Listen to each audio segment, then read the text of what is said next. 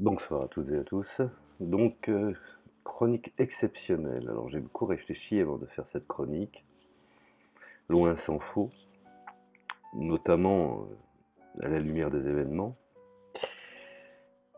Alors, pourquoi, pourquoi effectivement j'interviens dans cette chronique au sujet, n'ayons pas peur de le dire, de ce sinistre individu, Brenton Tarrant,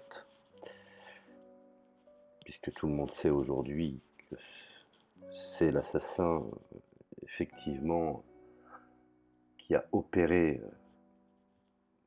dans, dans deux mosquées avec armes de guerre en Nouvelle-Zélande.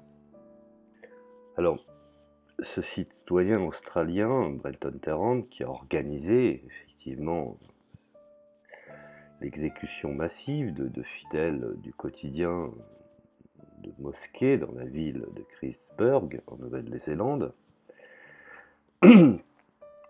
a écrit dans son manifeste qu'il se trouvait en Ukraine. Alors, je vous renvoie effectivement à regarder la vidéo des journalistes où on le voit dans son véhicule avec des chants ukrainiens nationalistes, bandéristes. Et c'est là où je veux en venir. Alors les journalistes n'ont pas approfondi, n'ont pas effectivement, et je le déplore, alors ne soyons pas complotistes, mais constatons d'une façon factuelle qu'ils n'ont pas poussé les recherches, ce pourquoi effectivement il en est arrivé là. Quelles sont les organisations qui l'ont formé et entre guillemets qui l'ont instruit. Alors pour la petite histoire, grattons un petit peu et observons. Un peu plus tôt, Alexandre Selivanov, lui par contre un vrai cosaque, qui a combattu dans les poches du Donbass, qui a confié à la Reine TV que Tarrant avait été associé à des néo-nazis ukrainiens et avait été effectivement vu, selon Selivanov, sur les théâtres d'opérations de guerre contre le Donbass et appartenant à une milice appelée les Punishers, ceux qui finalement avaient pour responsabilité de tuer femmes et enfants, comme disent effectivement les différents réseaux paramilitaires du centre droit, Pravi Sector, et plus précisément au bataillon Azov, où les Russes sont des rats qu'il faut abattre jusqu'au dernier, femmes et enfants. Donc, on recadre un petit peu dans quel esprit s'est retrouvé ce sinistre individu. Hein. Donc, aux côtés, bien entendu, en tant que punisseur en Ukraine dans le Donbass, et grâce à Semyon Boykov et grâce aux Cosaques australiens, qui ont donné des informations qui étaient dans le camp adverse, ont bien vu la participation de Ethan Tilling, de Jared Bennett, membre d'un pseudo-mouvement de résistance de droite, et d'une opération punitive menée dans l'Ukraine et bien entendu dans le Donbass, car anticommuniste primaire, et bien entendu œuvrant d'une façon réelle et sérieuse pour l'extinction des Russes de la République populaire de Lugansk et de la République populaire du Donbass, et plus précisément Donetsk. Bon. Alors, il faut bien comprendre que ces mouvements de résistance qui ont fait le choix, effectivement, aujourd'hui, d'aller dans des pays de l'Est, et plus particulièrement Kiev, qui la partie nord bandériste, donc je vous renvoie à mon mur d'image, des nostalgiques de la division Das Reich dont les Ukrainiens engagés volontaires aux côtés des nazis se sont illustrés dans le ghetto de Varsovie, emmenant femmes et enfants dans le sinistre camp de concentration d'Auschwitz, et également s'étant illustré dans le massacre des femmes et des enfants et des vieillards dans le camp de concentration de Majdanek. Ça, c'est pour la petite histoire. Quant à ceux qui font du révisionnisme, revisitent l'histoire et essayent d'assimiler l'Union soviétique, le marxisme ou même le bolchevisme comme étant l'allié du nazisme. Bien, je dirais qu'à certains, il faudrait peut-être retourner à l'université ou essayer de faire des recherches pour s'apercevoir que on ne peut pas faire du bricolage, revisiter, afin de pouvoir justifier certaines positions par rapport à l'actualité. Voilà, la messe est dite. Je reviens un petit peu à ces nationalistes qui sont des nationalistes racialistes, dirigés plus précisément par Kyle Shackman, dont l'organisation basée à Kreuzberg, c'est-à-dire la ville, bien entendu, où Taran a abattu des personnes dans leur mosquée. Et bien entendu, le public néo-zélandais a appris l'existence d'un groupe formé par des patrouilles de rue, comme ils se nomment, de Kreuzberg. Et bien entendu, les discussions dans leur cercle ont provoqué des tracts de l'organisation qu'ils appellent le Grand Remplacement ou Immigration Invasion. Bon. Il faut savoir que ces publications qui ont été intitulées par les nationalistes racialistes australiens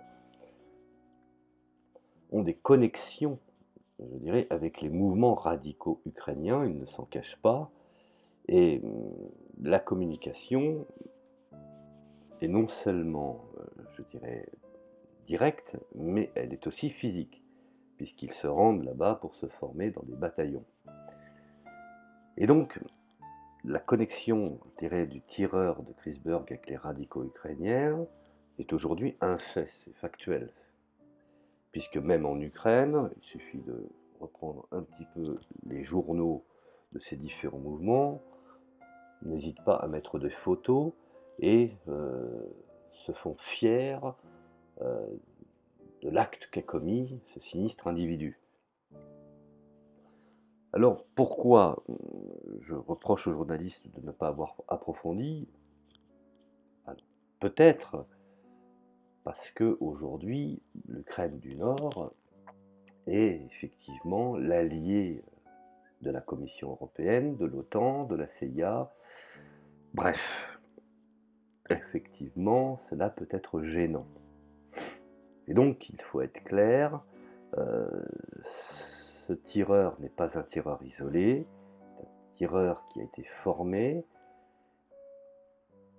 dans des instances, bien entendu, qui aujourd'hui, par effet de ricochet, soutiennent le régime ou les régimes qui l'ont accueilli. Et, bien entendu, il suffit d'écouter la musique nationaliste ukrainienne dans sa voiture et, bien entendu, n'oublions pas les inscriptions qui furent écrites sur ces armes de guerre. Et dans la première arme qu'il a prise, effectivement, sur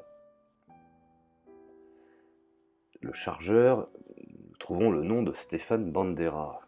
Bandera fut un des, je dirais, des piliers de la coopération et de la création de la division Das Reich et des volontaires engagés aux côtés de l'Allemagne nazie.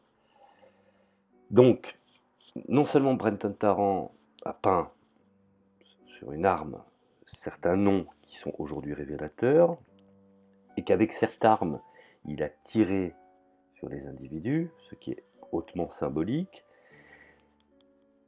et de son point de vue, il faut revenir à la civilisation européenne, mais la civilisation européenne sous des normes, je dirais, nazies.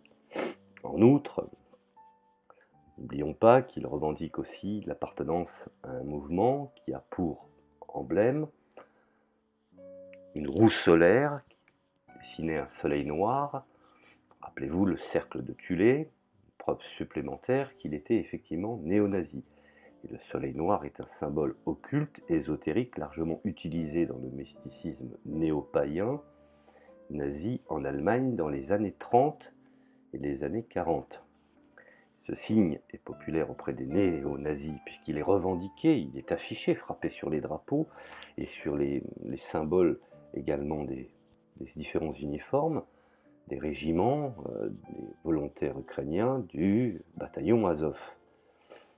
Bien entendu, ce bataillon a aussi dans, je dirais, son organisation, dans ses statuts, la destruction des rats russes, femmes et enfants.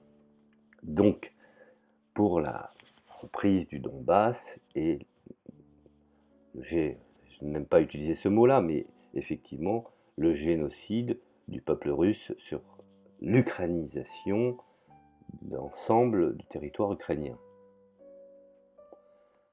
Alors, maintenant, nous savons, en réunissant les informations de part et d'autre, qu'il fut effectivement très lié de manière profonde dans sa vision des choses au Norvégien Anders Breivik, et dont manifeste publié également, la couverture duquel est également représenté, je dirais, ce fameux soleil noir. Alors, rappelons que Taran a lancé une attaque armée sur la mosquée d'Al-Nour et Masjid à 4h15, heure, je dirais, ce moment des prières quotidiennes dans des mosquées ont tué effectivement 49 personnes et 50 personnes ont été blessées. Alors pour ceux qui ont la tentation de dire qu'effectivement ces mouvements sont liés aux Russes, aux marxistes, je vous demande de regarder le conflit du Donbass et vous verrez que la situation est un peu plus claire. Qui sont ceux qui sont du côté de l'Europe du Nord et quels sont ceux qui sont du côté de Moscou. Et là, apparemment, je pense que nous sommes de plus en plus dans une vision, dans une distorsion de la réalité et de la vérité. Quand je dis la vérité, vérité historique, qui est incontestée et incontestable selon les experts et les professeurs et les chercheurs universitaires. Donc on ne peut pas tout dire et n'importe quoi. Et c'est une des raisons pourquoi je voulais remettre les choses en ordre. Et bien entendu, ma première pensée va en direction de toutes ces familles qui ont perdu leurs proches. C'est la moindre des choses. Voilà, je vous remercie de m'avoir écouté. Je ne vais pas aller plus loin. Je ne vais pas faire un bréviaire sur le rétablissement des mensonges historiques qui aujourd'hui sont devenus, je dirais, l'apanage de beaucoup de propagandistes, mais simplement me contenter de préciser où a été formé cet individu, quels sont, je dirais, les moyens qui ont été mis en place pour pouvoir utiliser des armes de guerre dans une société civile, et quelles sont les responsabilités ensuite au niveau des strates supérieures qui ont permis cela. Voilà, je vous remercie de m'avoir écouté pour cette chronique et je vous dis à la prochaine chronique.